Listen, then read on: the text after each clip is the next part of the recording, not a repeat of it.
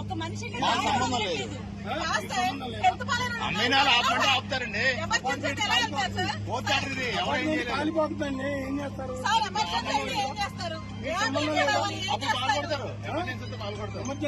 Emergency కాదా? నేను patient ని 7 నెలల నుంచి ఇంట్లోకి బయటకు రావట్లా.